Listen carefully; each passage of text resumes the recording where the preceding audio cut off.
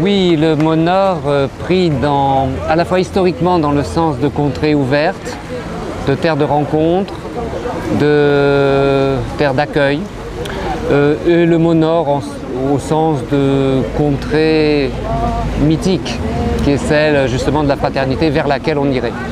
Mais je suis fils d'une mère d'Oc, mon père était d'Oil, et donc il y a aussi du sang breton dans mon histoire. Et je suis, comme disaient les paysans de mon enfance, croisé, portes et fenêtres, ouvert à tous, par définition. Et là, c'est le poète Jean Le Bohel qui parle. Dans le Chien Nant que nous t'avons consacré au petit véhicule, Desnos, qui est un poète estimable, parle de toi comme un chercheur de mots pour dénoncer le mensonge, en quelque sorte. D'abord, je dois dire mon admiration pour Pierre Desnos, la reconnaissance que je lui voue pour sa bienveillante attention à mon égard. Je comprends ce qu'il a voulu dire de la manière suivante. Je n'emploie jamais les mots sans me souvenir de leur origine.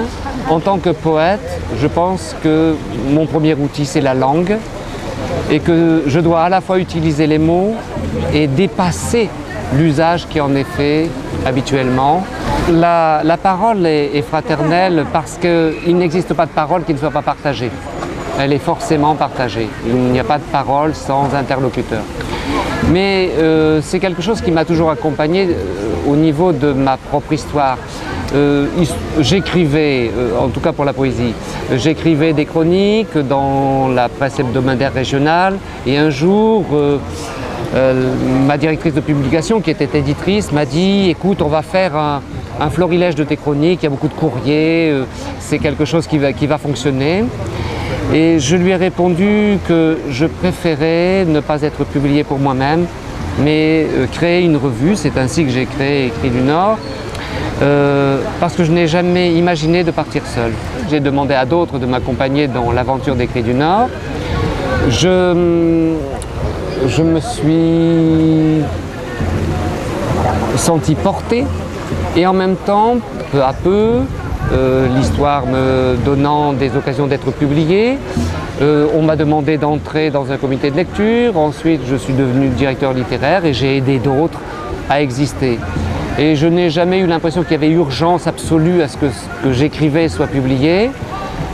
Et j'ai pris beaucoup de plaisir au fil du temps à aider d'autres à exister. Et ça me rassure d'une certaine manière. Lionel Ray, dans le commentaire qu'il fait dans cette revue, parle du poème qui a pour fonction d'exprimer l'inexprimé. Et je pars de cela pour évoquer le premier livre, Un homme, l'inexprimé ou l'inexprimable.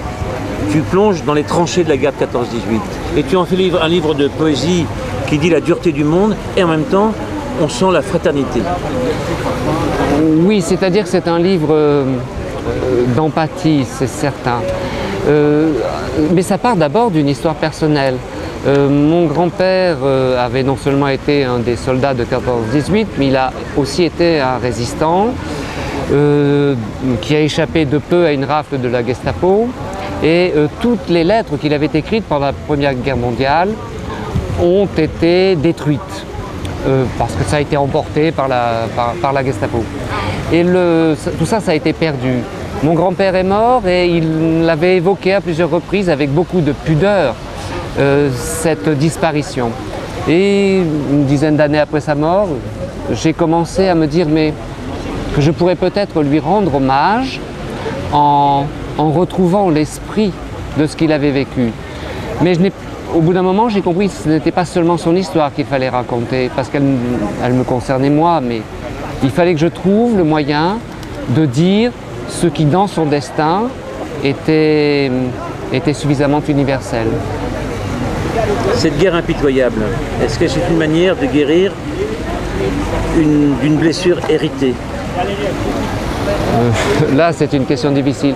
Mais il est vrai que on porte en soi les matériaux de son œuvre. Alors, il y a ce qui est symbolique, il y a aussi ce qui est arrivé au corps comporte.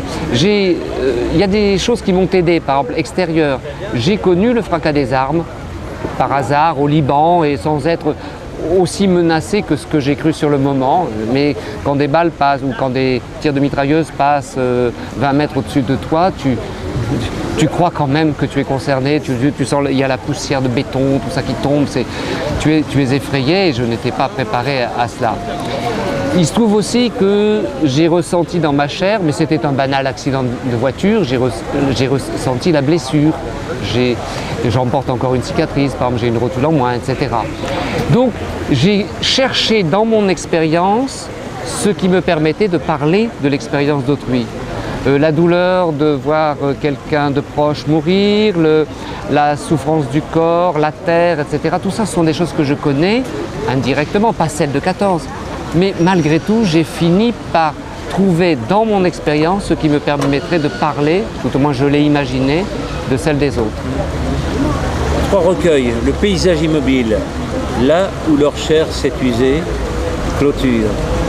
Tout se passe comme si tu écrivais des livres sur la variation du thème de la solitude et du besoin de l'échange de paroles, constamment. Il y a sans doute chez moi une véritable angoisse de l'absence de l'autre, de sa perte, bon. Cela dit, j'ai essayé aussi de m'abolir dans une certaine mesure et d'être simplement à l'écoute de la respiration d'autrui. Je pars du principe que mon corps n'est pas différent de celui des autres et que si j'ai ressenti, si j'ai éprouvé quelque chose, les autres peuvent l'avoir vécu, peuvent le ressentir. Je dois simplement trouver à travers mon expérience ce qui est l'expérience d'autrui. Et puis pour conclure provisoirement cet entretien, la part de l'amour, oui. Du désir, de ceux qui s'aiment. Oui, mais cette part est aussi faite de, comment dirais-je, de l'oubli de soi. On doit être capable d'accéder à non pas un don, mais à une écoute profonde de l'autre et à une espèce de tendresse, y compris pour ses faiblesses. Merci.